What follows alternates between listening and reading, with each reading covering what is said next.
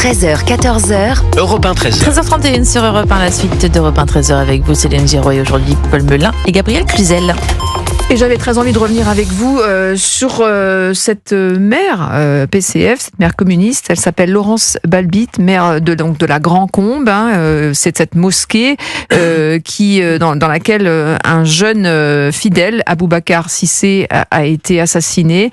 Fidèle donc de cette mosquée. Et cette maire accuse Rima Hassan d'instrumentalisation politique. Alors on va en parler, le temps d'écouter Sébastien Chenu, vice-président du Rassemblement National. Il était l'invité de Public Sénat ce matin et pour lui, l'extrême gauche ne devrait pas instrumentaliser le meurtre d'Aboubacar Cissé.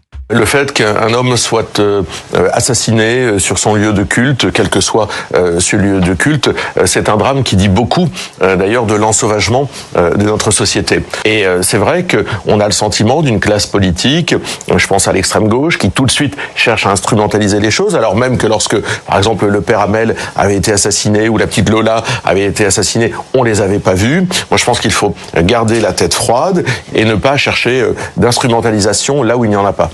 Voilà, instrumentalisation, récupération politique. Paul Melun, cet élu communiste, voilà, qui dit finalement ça nous divise au lieu de nous rassembler. C'est aussi le syndrome d'une gauche qui se divise de plus en plus. Ah oui, bien sûr. Moi, je crois que cet élu local a parfaitement raison. Il faut d'abord manifester toute sa solidarité, toute son empathie, tout son dégoût à l'égard de ce drame et de ce qui s'est passé pour ce jeune fidèle, pour ce fidèle qui a été assassiné en train de prier. Il faut quand même imaginer à quel point tout cela est terrifiant. Et puis ensuite, il faut attendre les conclusions de la justice pour comprendre quelles ont été les motivations de l'assaillant.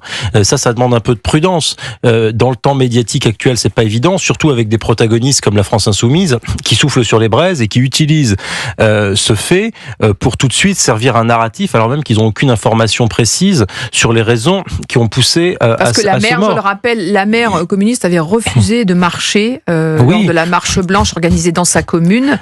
Et donc elle a été largement critiquée par Rima Hassan. Voilà. En fait, si vous voulez que les proches, que la famille, que les fidèles de la mosquée, que les gens qui connaissaient et qui veulent rendre hommage à ce malheureux puissent se réunir et tenir leur marche blanche, c'est bien normal et c'est tout à fait, il faut que cette marche blanche elle ait pu être sécurisée, ça aucun problème là-dessus.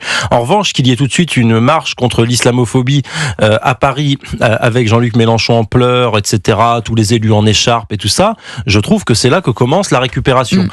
Que le politique en fasse un débat, qu'il y ait une réflexion sur les actes anti-musulmans, au même titre qu'on peut avoir une réflexion sur les actes anti-chrétiens ou anti-juifs en France, ça me paraît sain, si c'est avéré que c'est un acte délibérément anti-musulman. Mais de grâce, un peu de prudence. Où sont ces insoumis qui nous appelaient à la prudence pour la mort de Lola ou de Philippine, mais qui, dès lors que la victime est musulmane, n'observe plus aucune prudence et nous demandent tous tout de suite d'expliquer que c'est de la faute de l'islamophobie, des discours de haine, de Bruno Retailleau, voire de certains médias. Ça n'a aucun sens. Ce sont des gens qui font de la politique avec le sang. Et ça, c'est très grave de faire de la politique avec le sang. On risque de diviser le pays, on risque de le fragmenter, on risque d'aller à la violence. Donc, moi, je trouve l'attitude de Jean-Luc Mélenchon irresponsable et dangereuse. Et Laurence Balbit, donc maire PCF de la Grand-Combe, dit « Je trouve extrêmement malsain devant la mort d'un jeune de penser à autre chose qu'au respect dû à la victime et à la communauté musulmane en se livrant à des tentatives d'instrumentalisation politique qui divisent au lieu de rassembler. » Il faut voir la façon dont LFI s'est précipité sur ce drame. Enfin, on aurait dit des vautours, c'est épouvantable quand même. Mais c'est important de voir ce qui se passe actuellement. C'est vrai qu'il y a une dissension au sein de la gauche très forte. Rima Hassan a aussi taclé Fabien Roussel. Je ne sais pas si vous l'avez vu dans un post sur X.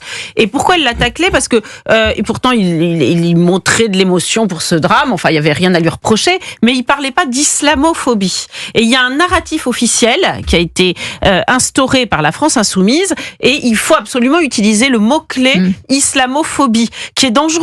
Parce que ce mot, là en l'occurrence, l'islamophobie, ça veut dire la peur de l'islam. De façon étymologique, on a encore le droit dans ce pays de juger que tel ou tel point dans l'islam ne nous convient pas. Ça, c'est une possibilité. En revanche, assassiner son prochain, ça, c'est juste pas possible. Voilà. Donc, faire ce glissement visant à taxer l'islamophobie, un terme, et Florence Bergeau-Blaclair l'a répété souvent, qui est utilisé, qui est une arme pour les frères musulmans. Elle utilise donc LFI, quand ils veulent imposer ce narratif, c'est évidemment très dangereux. Et c'est très dangereux parce que ils disent de tous ceux qui ne les suivent pas, vous êtes coupables d'islamophobie. Donc ils leur mettent aussi une cible dans le dos. On sait par le passé ce qui est arrivé à certains qui ont été accusés d'islamophobie. Donc c'est vrai que c'est un climat extrêmement inquiétant, et puis il y a beaucoup d'hypocrisie, on va pas se mentir, parce que Sébastien Chenu l'a dit, et c'est difficile de ne pas lui donner raison.